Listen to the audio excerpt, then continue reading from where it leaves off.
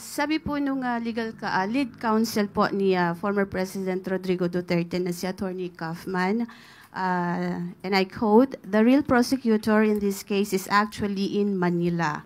Sitting in his palace, he's the person who threw President Duterte over here to The Hague." Any comment po from the press, from the palace? Is that you, Attorney Harry Roque, talking? We thought it was Attorney Harry Roque making such comment.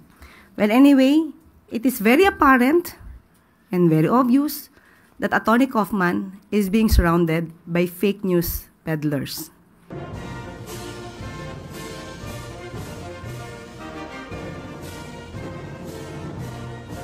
Air Force 142 na aeroplano sa airspace po ng Indonesia. At 11:30 po, kami po ay tumungo papuntang Cebu para isa pang key member ng ating extraction team. Dumating po kami ng alas 2:01 ng umaga sa Cebu at 3:14 po ng umaga ay lumipad naman po kami papuntang Davao para sa refueling po kasi po medyo malayo po ang Davao papuntang Timor-Leste. Pero hindi po kami kaagad nakaalis kasi 6:35 po ng AM, doon lang po namin na-receive o natanggap ang clearance na makapwede pong bumaba ang ating eroplano sa Dili, Timor-Leste. Meron na po kasing verbal agreement pero in-insist po ng ating mga piloto na dapat merong talagang nakasulat na clearance para hindi po magkagulo. So, bumiyahe po kami. 12:30 po Manila time. Dumating po kami sa Presidente Nicolau Lobato International Airport sa Dili. 1:11 PM po. Formal pong na-turnover sa atin si former Representative Arnie Teves. May initial na pong usapan na pagdating po doon ay ibibigay sa atin kaagad si Representative Teves. Pero may konting changes lamang po. Pero sa kabila po nito, naging maayos po yung turnovers. Nagpirmahan lang po ng ilang dokumento. At nung maayos na po yung dokumento, nilabas po si former Rep Teves na nakaposas po at nakashackled po pati mga paa niya. So pagka-turnover po sa atin, may guhit kasi po doon sa terminal. So paglabas po ng guhit, kinuha po ng ating mga kinatawan at tinanggal po yung posas at pinusasan pa rin ng mga taga NBI. May request po si dating mambabatas Teves na kung pwede daw po ay wag na sana siyang pusasan. Kasi nga po masakit na itong kanyang mga kamay. At sinabi po rin niya na pabiro po na saan naman daw siya pupunta. Hindi naman na daw siya gagawa ng anumang gulo. Pero hindi po ito pinagbigyan kasi nasa protocol pa rin po. So pagpasok po niya sa eroplano, pinaupo siya, ikinuusap po siya ni NBI Director Jaime Santiago. At pagkaripas po ng ilang minuto, ay binasahan siya ng kanyang Miranda rights ng kinatawan naman po ng NBI.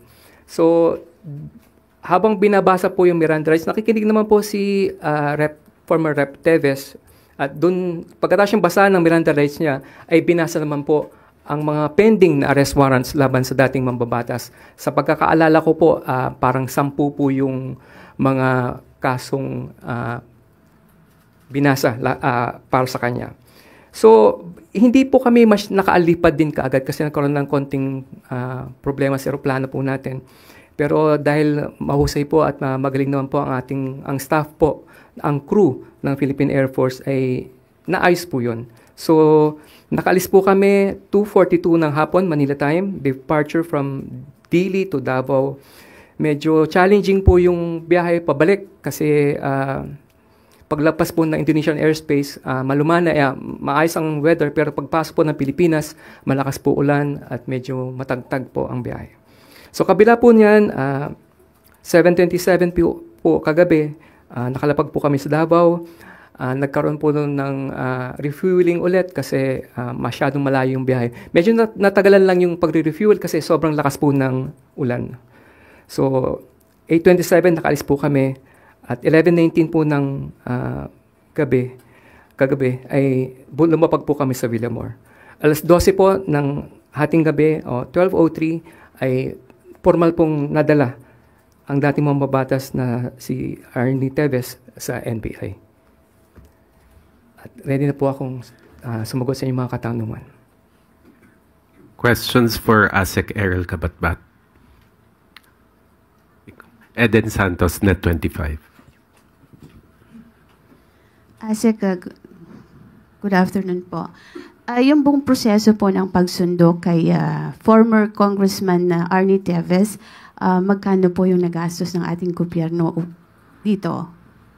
Hindi kita masasagot yan, Eden. Siguro, pwede natin itanong sa DOJ, pero as far as I'm concerned, libre yung maliban sa fuel, yun ang po ang binayaran po natin sa pagsundo po kay dating mambabatas Arnie Teves. Dahil po yung ginamit na aeroplano ay sa Philippine Air Force. Yes po, Philippine Air Force 142. Sige po, thank you. Tristan Nodalo, Newswatch. Hi, ASEC. Sir, tanong ko lang, paano po naparating sa Pangulo na nandito na hawak nyo na si Representative Teves, and may marching orders ba siya sa law enforcement agencies nung na-turnover na finally si Teves po? Actually, coordinate na namomonitor po ng Pangulo ang developments sa pagkuha po kay dating mambabatas Arnie Teves. Siya po ay nakabantay, nakaantabay sa development po. Ang alam po ko po, bago pa lang po kami mag-briefing, bago umalis, ay namomonitor po at napapaalam kay Pangulo ang nangyayari. Maging po yung pagkuha namin o pag-turnover formally ng Timor-Leste Bureau of Immigration sa dating mambabatas ay na ipagbigay alam kaagad sa kanya. Medyo challenging lang po kasi ang connections po sa airport. Hindi po gaya natin na malakas ang signal. Doon po ay medyo challenging po siya. Opo. Tapos nung nakarating na kami rito sa Davao pa lang, ay inabisuhan din kaagad ang ating Pangulo. The moment na nagland po yung eroplano.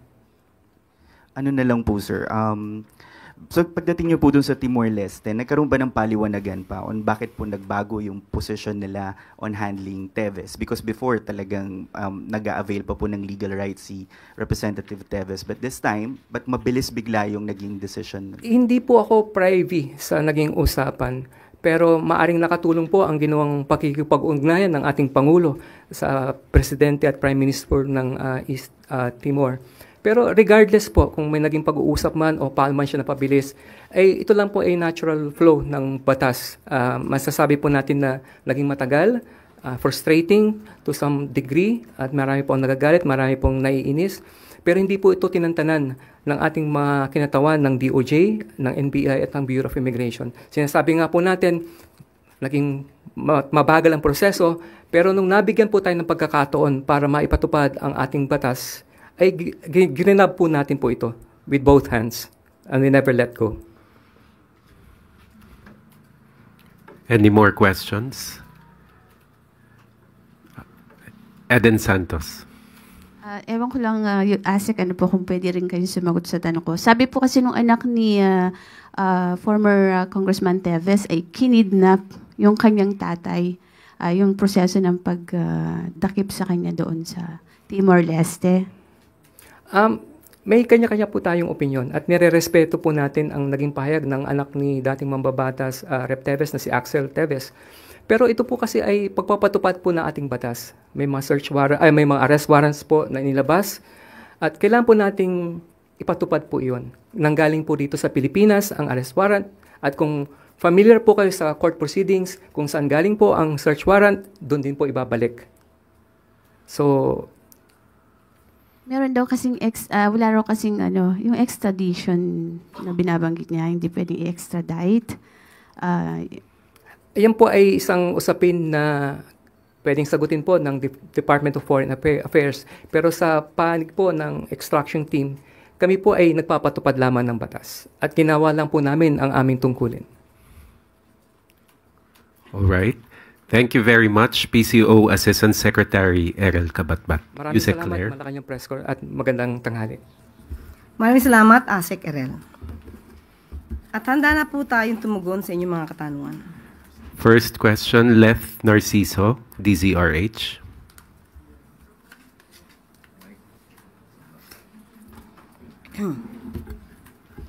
Good morning, Yusek. Ma'am, ipinagpaliban po ng Senado yung presentation ng articles of impeachment laban kay VP Sara sa June 12 imbes na June 2. Napag-usapan po ba sa LEDAC meeting kahapon yung tungkol sa impeachment? Hindi po. Wala pong nabanggit. Okay. Doon na lang po sa binanggit ni Senate President Chis Escudero na yun ay para mas matutukan nila yung mga natitira pang priority legislation. Nagbigay po ba ng commitment ang Kamara at Senado kay Pangulong Marcos na ihahabol yung mga nakabinbin pang priority bills? Yes, opo. Actually, napag-usapan po. May 4 po na priority bills na napag-usapan sa LEDAC. At ito po yung National Government Right-Sizing Program. Kasama din po yung amendments to the Right-of-Way Act, amendments to the Cooperative Code, at pati po yung proposed National Disease Prevention and Management Authority. Ayon nga po sa report, ito pong National Government Right-Sizing Program, ito po ay aprobado na po sa House of Representatives at maganda po talagang ito ay maipasa. Sa kasalukuyan, ito po ay nakapending po sa Senado at mas maganda po ito ay magiging maisabatas na po dahil kapag po ito ay naisabatas, mas magiging maganda po ang serbisyo maibibigay sa taong bayan dahil matatanggal na po ang mga redundant, overlapping, unnecessary functions and programs ng ibang mga ahensya at mapapalakas pa ang ibang ahensya na mas kakailanganin pa ng additional na pondo. Yun lang po muna ang aking maibibigay na detalye. Eden Santos, Net 25.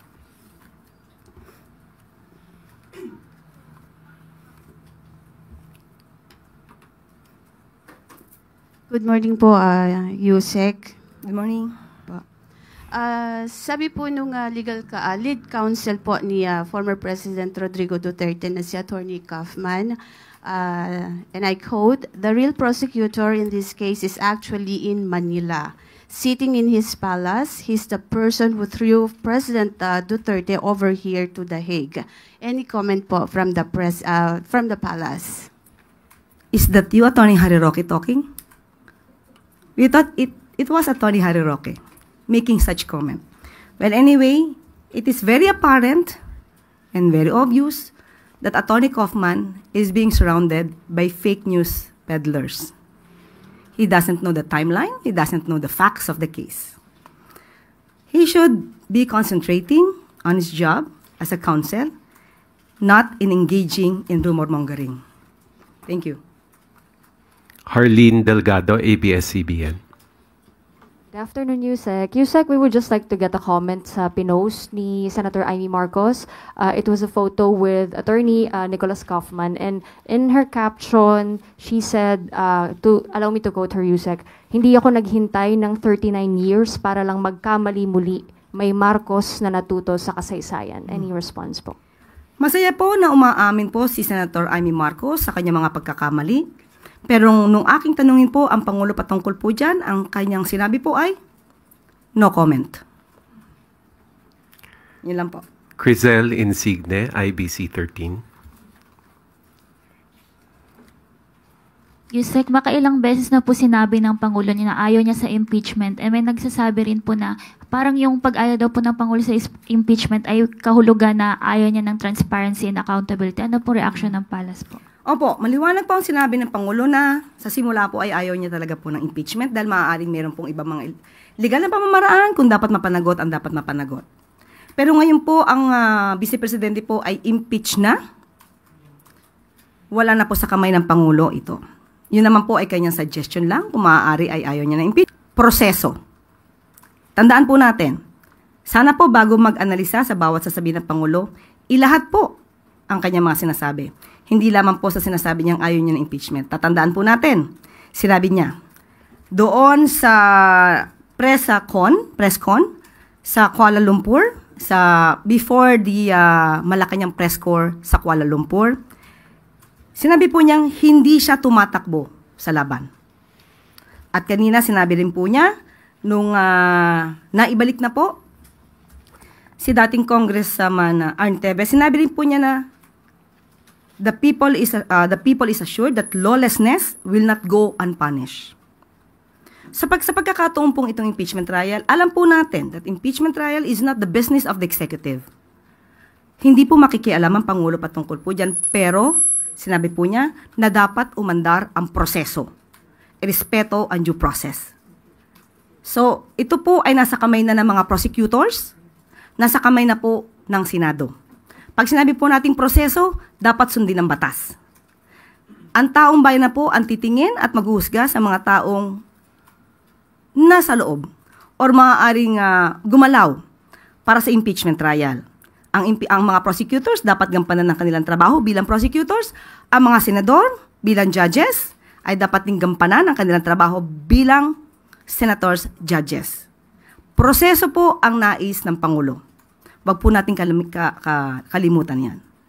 At sabi nga po natin, tao na po ang magsasabi. Kung ang mga taong ang mga senador po na siya magsisilbing husgado, judges, hurado, ay gagampanan ang kanilang trabaho nang naaayon sa batas at proseso.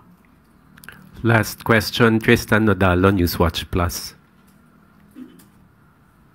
Hey, Yusek, may comment lang po although nag-release na po si Executive Secretary Bersamin ng second wave of mga bagong pangalan and na-retain sa cabinet positions. But for Senator Lacson, sabi niya, the President should do it quickly, yung matapos po yung cabinet performance review because the season for jockeying for position has intensified with the circulation daw po of white papers and floating of names of applicants to fill up the unvacated posts. Uncertainty often leads to inefficiency and divisiveness in the ranks. Comment lang po. Alam po ng Pangulo ang kanyang ginagawa. Alam niya po kung paano mapabilis. At sabi nga rin po ni Executive Secretary Lucas Bersamin, sa trabahong ito, dapat mas mabilis. Kung kailangan i-deliver ang tinapay, masarap na tinapay ang dapat na i-deliver. So makakaasa po kayo sa mas mabilis na pag-i-evaluate patungkol po dito sa mga cabinet members at cabinet secretaries and heads of agencies. Thank you, Yusek Claire.